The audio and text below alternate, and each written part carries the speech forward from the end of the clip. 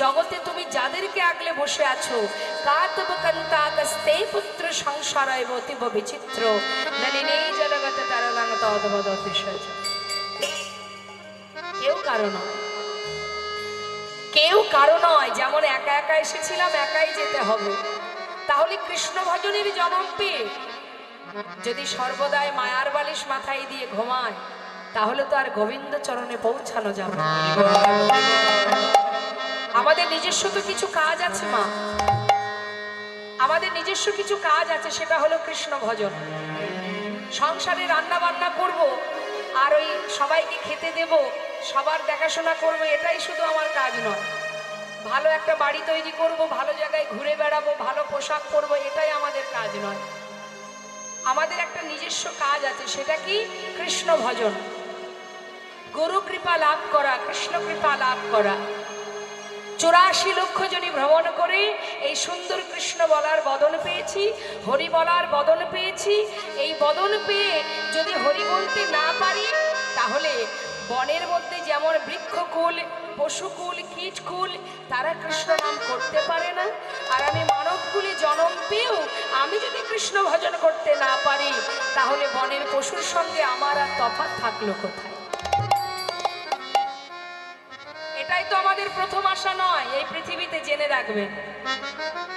আজ না হয় আপনি বলবার শক্তি পেয়েছেন, কিন্তু এর আগের জন্ম পশুকুল, কীটকুল, পক্ষীকুল, যখন এই সকল কুলে জন্ম পেয়েছিলেন, তখন কি কৃষ্ণ নাম করতে পেরেছিলেন?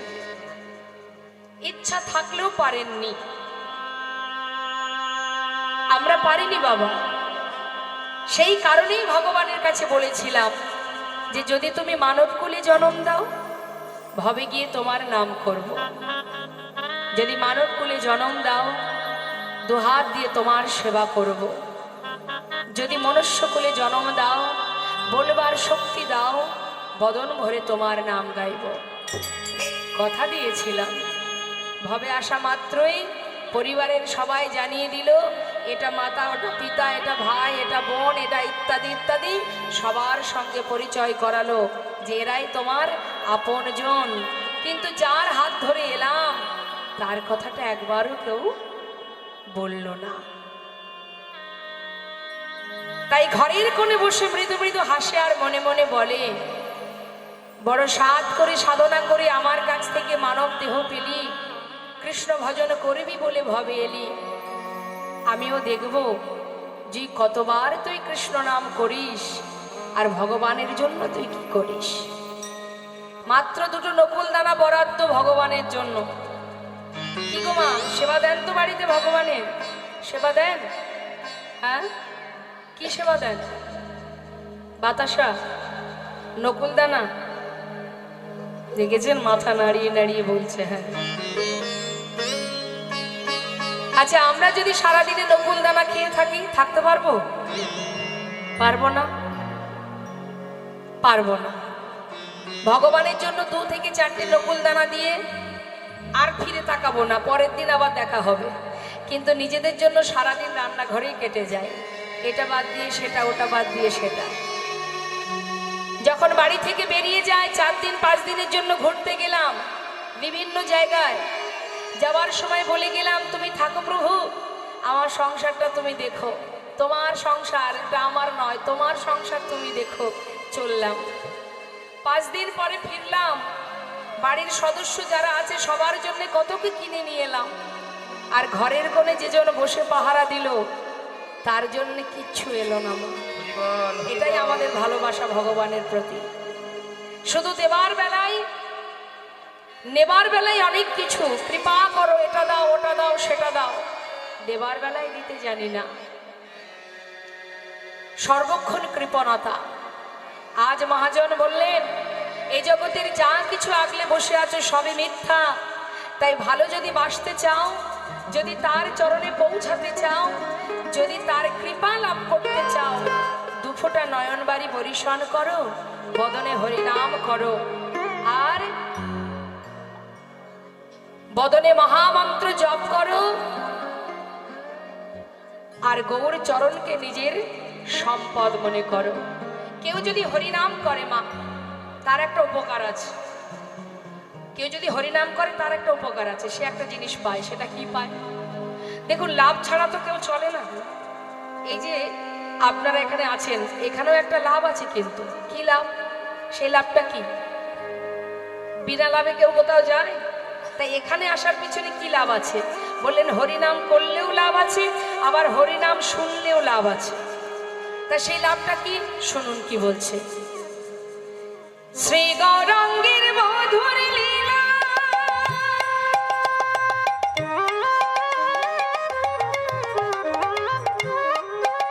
অগোচর করিলে প্রবেশিলা। আমার শ্রী গৌরাঙ্গের মধুর মধুর লীলা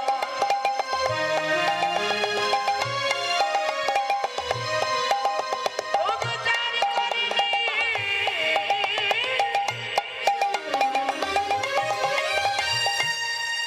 আজি প্রবেশিলা। কি বলছে? শ্রী গৌরাঙ্গের মধুর লীলা যার কর্ণে প্রবেশিলা, অর্থাৎ গৌর নাম যদি কারোর কানে প্রবেশ করে, তার কি হবে? হৃদয় নির্মল ভেলতা, হৃদয় নির্মল ভেলতা, জ্ঞানাধার চাই গো তোরে, ও তার জ্ঞানাধার চাই গো তোরে। যেজন হরিনাম শ্রবণ করে, অজ্ঞানাধারে চাই গো তোরে।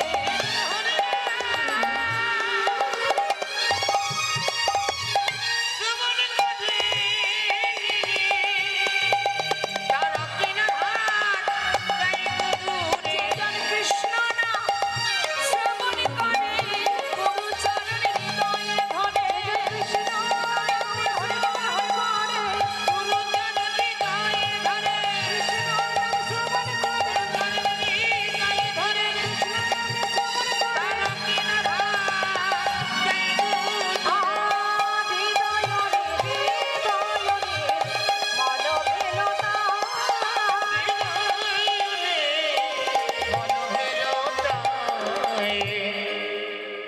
যেজন হরিনাম শ্রবণ করে তার অজ্ঞানতার অন্ধকার দূরীভূত হয়ে যায়।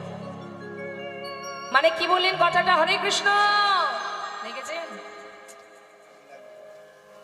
কীর্তন না শুনতে এসে ঘরে বসে গল্প করলেই তো ভালো হতো, শুধু শুধু পাপটা কুড়াতে হতো না। হরিবাসরে বসে কথা বললে তো পাপ হবে, অপরাধ হবে। এটা আমার কথা নয়, শাস্ত্রে বললেন যে হরিনাম শ্রবণ করতে বসে যদি কেউ কথা বলে, পাপ জ্বালা যন্ত্রণা দূর হওয়া তো পড়ে থাকা আরো জড়িয়ে যায়। এতটাই চিত্ত চঞ্চল আমাদের, মন এত অস্থির আমাদের, কথা না বলে আমরা শান্তিতে থাকতে পারি না। কে কোন দিকে যাচ্ছে, কে আসছে, কে কি করছে, এই দিকে আমাদের নজর। শাস্ত্রে বললেন দিবস রজনী আবল তাবল পাঁচালো পড়িতে পারো, তাহার ভিতরে একবারও কি কৃষ্ণ বলিতে নারো। আগে আমাদের লক্ষ্যটাকে ঠিক করতে হবে। লক্ষ্য যে জন্য আসা, সেই দিকে ধ্যান দিতে হবে। কিন্তু একসঙ্গে তো সবকিছু পাওয়া হবে না, হবে মা? গল্প করব তো মন দিয়ে গল্প করব।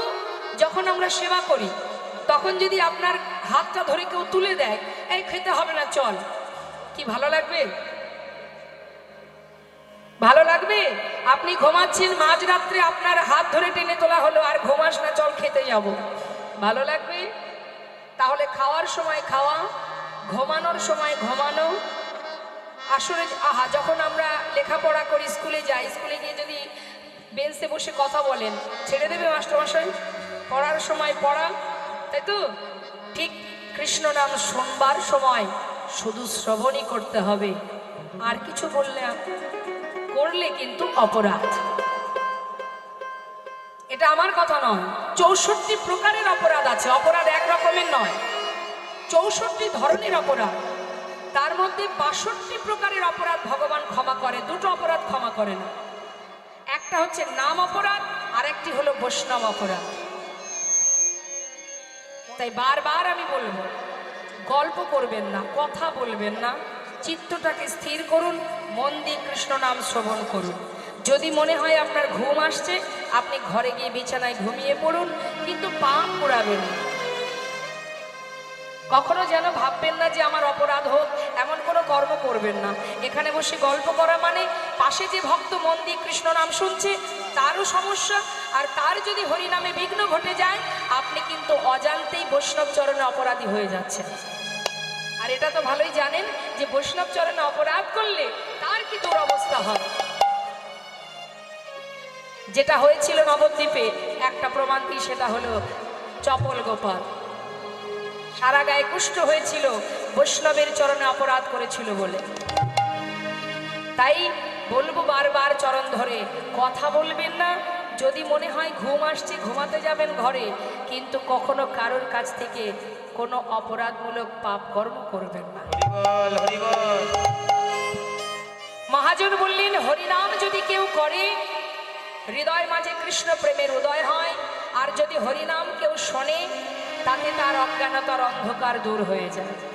ওমা, আমার দিকে তাকান, আপনার বাড়ি কোথায় বলুন?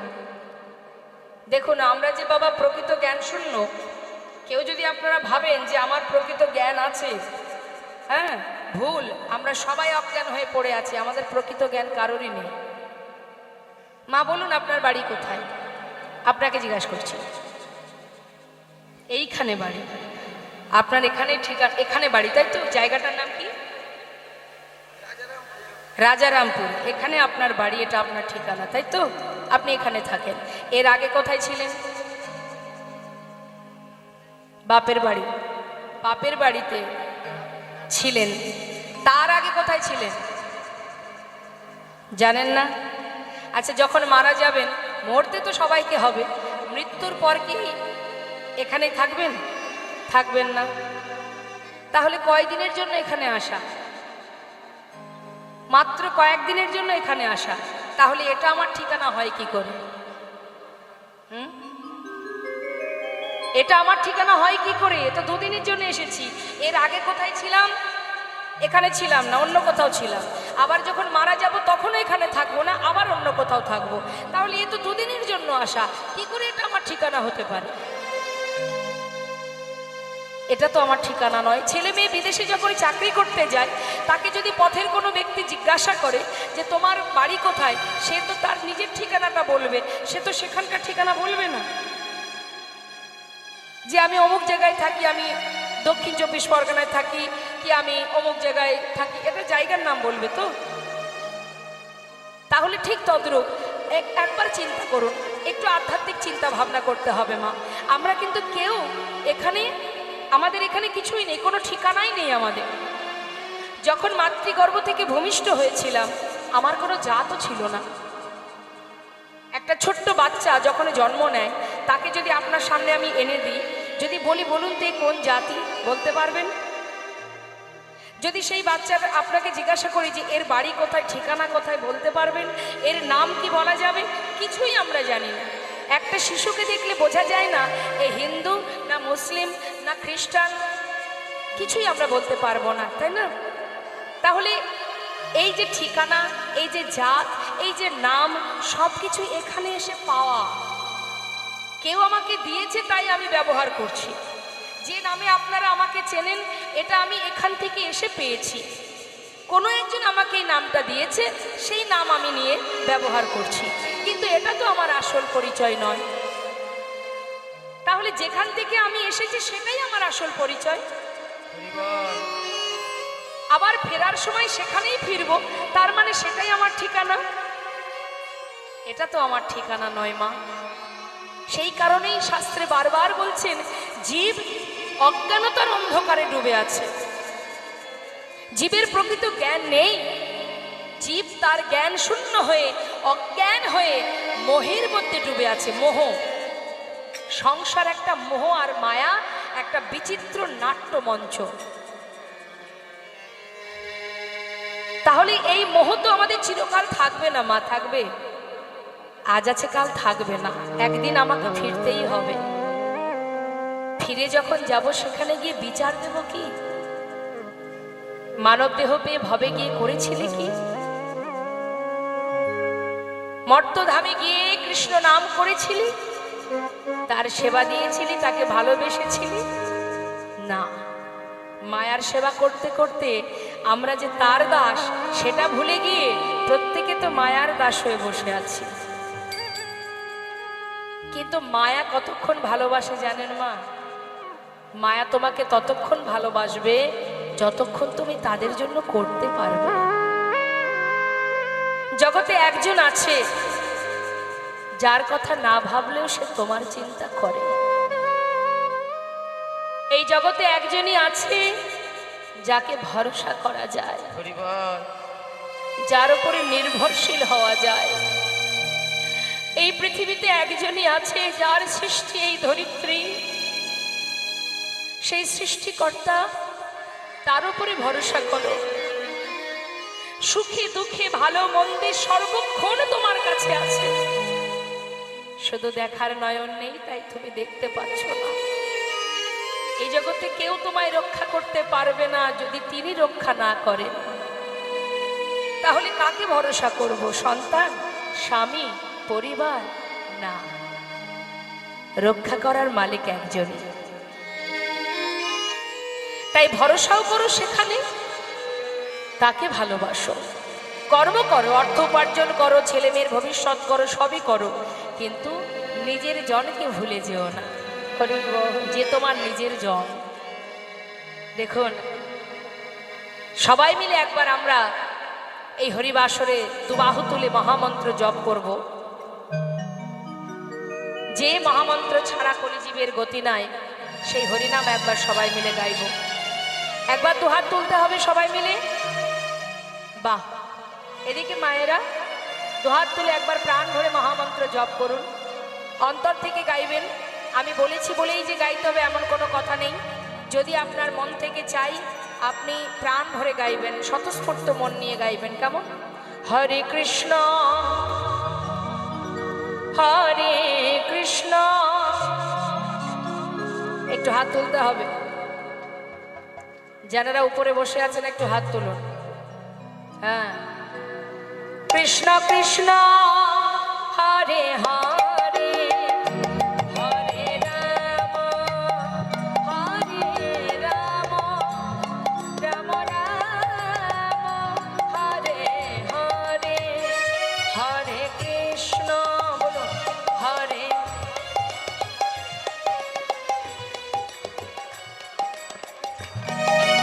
আরো জোরে।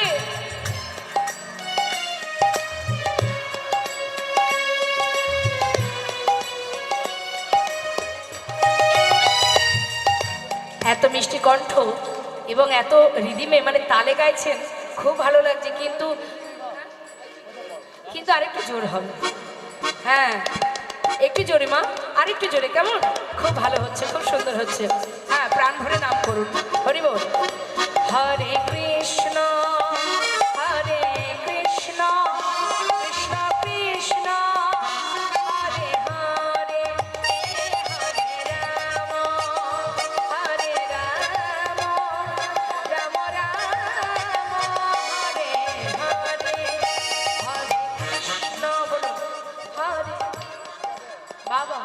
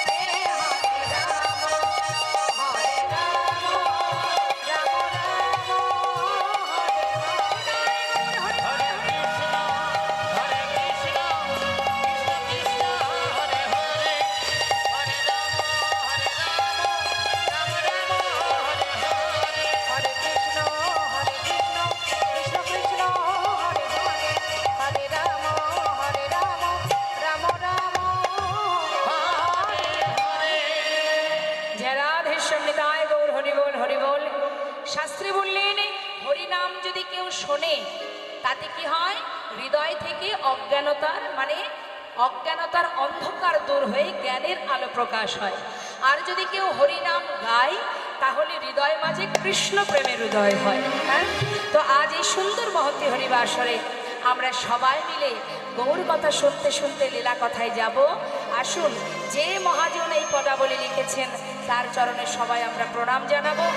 একসঙ্গে সবাই মিলে আমরা গাইব, দুহাত তুলে হাতে তালি দিয়ে। শ্রী গৌরাঙ্গের ভক্ত বনে নিত্য সিদ্ধ করি মনে, শ্রী গৌরাঙ্গের ভক্ত বনে নিত্য সিদ্ধ করি মনে, গৌরাঙ্গের ভক্তগণে নিত্যসিদ্ধ করি মনে। সে যায় ব্রজেন্দ্র সুত পাশে রে, সে যায় ব্রজেন্দ্র সুত পাশে রে, হৃদয় বজেন্দ্র সুত পাশে রে, হৃদয় বজেন্দ্র সুত পাশে রে, কে বজেন্দ্র সুত পাশে। গৌরমণ্ডল ভরি যে বাজানে চিন্তামণ, গৌরমণ্ডল ভরি যে বাজানে চিন্তামণ, গৌরমণ্ডল হরি যে বাজারে চিন্তামণ। তার হয় ব্রজধামে বাস রে, তার হয় ব্রজধামে বাস রে, তার হয় বুঝধামে বাসি রে, তার হয় বুঝধামে বাসি রে, তার হয় বুঝধামে বাস। গৃহেতে বনেতে থাকো হা গৌরঙ্গ বলে ডাকো, গৃহেতে বনেতে থাকো হা গৌরঙ্গ বলে তোমরা ডাকো, বিহেতে বনেতে থাকো, গৌরাঙ্গ বলে ডাক। নরোত্তম মাগে তার সঙ্গ, নরোত্তম মাগে তার সঙ্গ, নরতমে মাগি তারি সঙ্গ, নরতমে মাগি তারি সঙ্গ, নরতম মাগি তারি সঙ্গ। ঠাকুর নরোত্তম দাসের এই সুন্দর পদাবলী দিয়ে গৌরচন্দ্রিকা আস্বাদন করলাম। এই নরোত্তম দাস প্রথম কিন্তু মা বাংলাদেশের পদ্মা নদীর ধারে এই কীর্তন করেছিলেন খেতুরি ধামে। দোল পূর্ণিমা রাত্রে তিনিই প্রথম এই কীর্তন করেন। কোথায় হয়েছিল তাহলে এই কীর্তন? সর্বপ্রথম বাংলাদেশে, তারপর দিকে দিকে ছড়িয়ে যায়। আর গৌর হরি তিনি যে কীর্তন করেছিলেন সেটা হলো হরিনাম সংকীর্তন, অর্থাৎ মহামন্ত্র হরিনাম। হ্যাঁ, তো আসুন, আমরা এত সময় গৌর কথায় ছিলাম, এবার আমরা চলে যাব লীলা কথায়। তো লীলা কথায় যাওয়ার আগে সবাই মিলে দুটি বাহু তুলে আমরা একটা ভজন শুনতে শুনতে লীলায় চলে যাব। কেমন? জয় রাধেশ্যাম জনিতা জয় গো। মায়েরা বলে তুমি জানি একটু শোনান। রাধে রাধে রাধে।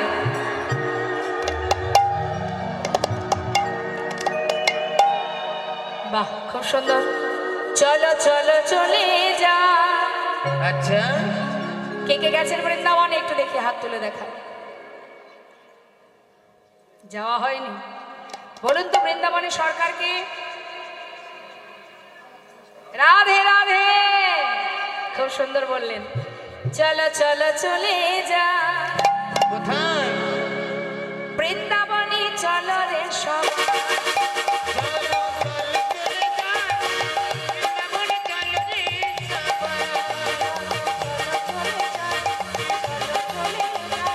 বৃন্দাবনে চলো রে সবাই।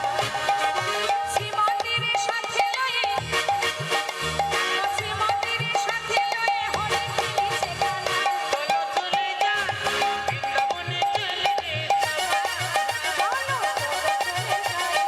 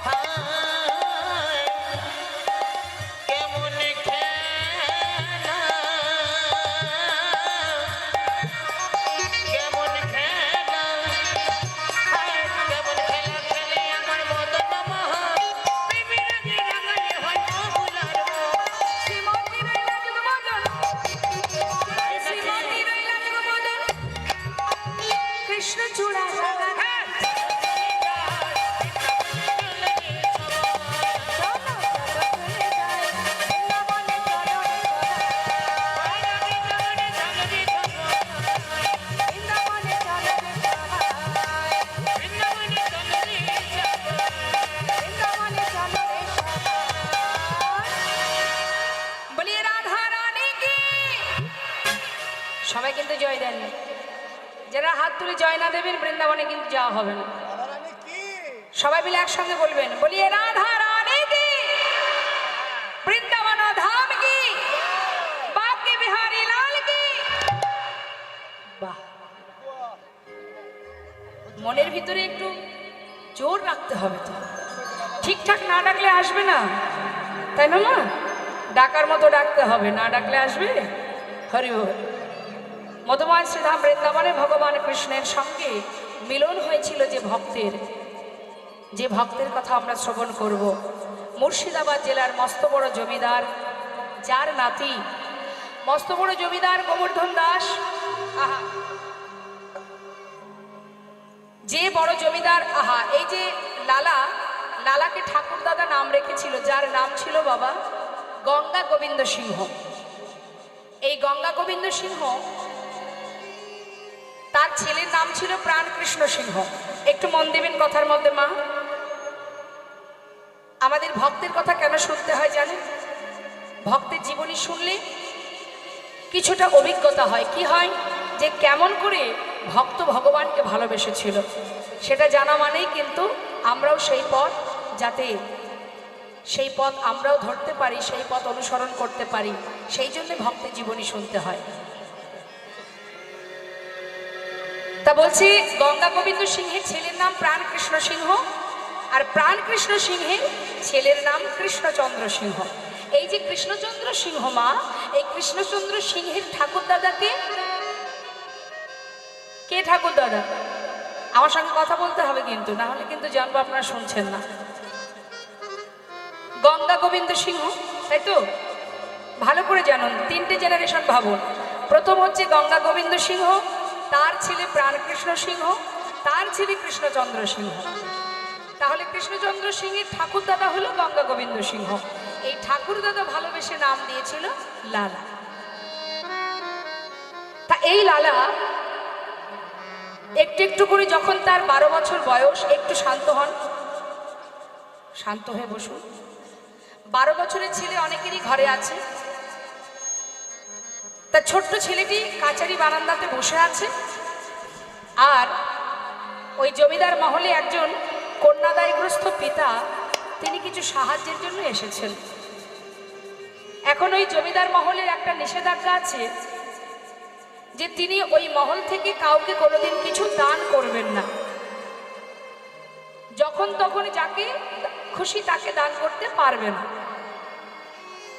এখন যখন একজন কন্যাদায়গ্রস্ত ব্রাহ্মণ এসে দাঁড়িয়েছে কিছু সাহায্য নেবে বলে, দাঁড়ি যে দাঁড়িয়ে আছে মা, দাঁড়ি প্রহরী, তার কাছে বারবার বলছে যে আমায় কিছু সাহায্য দিন। দাঁড়ি বলছে, শোনো, এখানে কিছু সাহায্য পাওয়া যাবে না, তুমি চলে যাও। কিছু সে কোনো কথাই শুনছে না। অসহায় পিতা এসেছেন কিছু নেবার জন্য, কিন্তু কোনো কথাই শুনছে না। বারবার সেই দাঁড়ি তাকে ধাক্কা দিয়ে তাড়িয়ে দিচ্ছে। আর এই ঘটনাটা দেখছে তার সন্তান প্রাণকৃষ্ণ সিংহের পুত্র লালা। দূর থেকে দেখে বলছে, দাঁড়ি, তুমি এমন করে বারবার ওনাকে তাড়িয়ে দিচ্ছ কেন? কি চাইছেন উনি? বাবু, উনি এসেছেন কিছু সাহায্য নেবেন বলে, কিন্তু জমিদার বাবুর আদেশ কাউকে কিছু কখনো সাহায্য করা যাবে না, দান করা যাবে না। কিন্তু ওকে বারণ করা সত্ত্বেও কথা শুনছে না, সেই জন্য ওকে ধাক্কা দিয়ে তাড়িয়ে দিচ্ছি। ছোট্ট ছেলে 12 বছরের শিশু লালা বলে উঠলেন, শোনো প্রহরী, তুমি ভিতরে গিয়ে আমার পিতাকে গিয়ে বলো, সে যেন আমার আদেশ, আমার পিতা যেন 1000 টাকা এই ব্রাহ্মণকে দান করে দেয়। একজন অসহায় বাবা, সে এসেছে কিছু সাহায্যের জন্য, আর তাকে যে এত বড় জমিদার, যার এত ধন ঐশ্বর্য, সে কিনা এইভাবে তাড়িয়ে দেবে? যাও, আমি আদেশ করছি 1000 টাকা যেন আমার পিতা এই ব্রাহ্মণকে দান করে।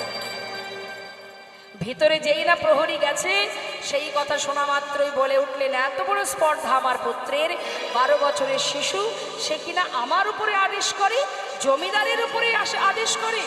পিতার বাক্য লঙ্ঘন করেছে সন্তান, তাই 1000 টাকা ওই ব্রাহ্মণকে দিয়ে এসো। যেহেতু আমার সন্তান বলেছে, সন্তান যেহেতু বলেছে, একটা সম্মানের ব্যাপার। 1000 টাকা ওই ব্রাহ্মণকে দিয়ে আমার পুত্রকে ভালো মতো বুঝিয়ে এসো, যতদিন নিজে রোজগার করতে না শিখবে ততদিন পিতৃ সম্পদ দান করবার সাহসটুকু যেন না দেখায়।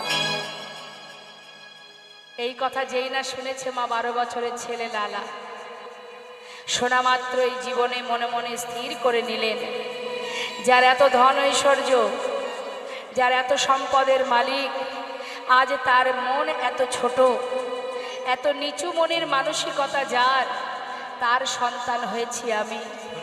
এক অসহায় পিতা, কন্যা দায়গ্রস্ত ব্রাহ্মণ দ্বারে এসে দাঁড়িয়ে আছে, তাকে 1000 টাকা দিতে পারছে না, তার সন্তান আমি। সনদারি, পিতাকে গিয়ে জানিয়ে এসো, আমি কথা দিলাম যতদিন আমি নিজে রোজগার না করব, আমি পিতার একটা কোনা সম্পদ আমি কখনো কাউকে দেব না। যেমন পিতা তার তো তেমনই সন্তান হবে গো মা। কি করলেন? মনের জেদ, মনের প্রতিজ্ঞা যে এমন পিতার মুখ আমি আর দেখব না। সেই 12 বছরের সন্তান সব ফেলে দিয়ে চলে গেল বর্ধমান জেলায়। বর্ধমান জেলাতে এসে একটা ফেরেস্তাদারে 20 টাকা বেতনে কাজ করতে শুরু করে দিল। যেমন পিতা তার তেমন সন্তান। ছেলের অভিমান, যে পিতার মন এত ছোট আমি তার মুখ দর্শন করব না। আর এদিকে বাবা, তার তো বয়স হচ্ছে, সন্তান চলে গেল, 20 টাকা বেতনে ফেরেস্তাদারে কাজ করতে শুরু করলো। আর এদিকে দেখতে দেখতে পিতা শয্যাশায়ী হলেন। কিন্তু এমনই ভাগ্য মা, সামান্য একটি ভুলের কারণে আজ চিরতরে সন্তানের বদন না দেখে প্রাণ হারাতে হবে। সমস্ত এলাকাবাসী, প্রজাবর্গ সবাইকে পাঠিয়ে সন্তানকে ফিরিয়ে আনার চেষ্টা করলো, কিন্তু কোনো মতেই ছেলে ফিরল না। শয্যায় শুয়ে শুয়ে চোখের জলে বুক ভাসিয়ে কাঁদছে প্রাণ কৃষ্ণ সিংহ। হে দয়াময়, এতদিনে আমি বুঝেছি সামান্য একটি কথার জন্য চিরতরে সন্তানকে হারিয়েছি। এতদিনে যা কিছু আগলে আমি বসেছিলাম, এই বিষয়, সম্পদ, ধন, ঐশ্বর্য সবই আমায় ছেড়ে চলে যাচ্ছে। কিন্তু মৃত্যুর আগে নিজের পুত্রের মুখটি দেখতে পেলাম না। আমি ছাড়া আমার সন্তানের আর কেউ নেই প্রভু। আজ আমার সন্তানকে আমি তোমার চরণে সঁপে দিলাম, তুমি ওকে রক্ষা করো প্রভু। কাছে রক্ষা করো হে তুমি, হে ভগবান। হে জগতে সবই কিছু তোমারই তো।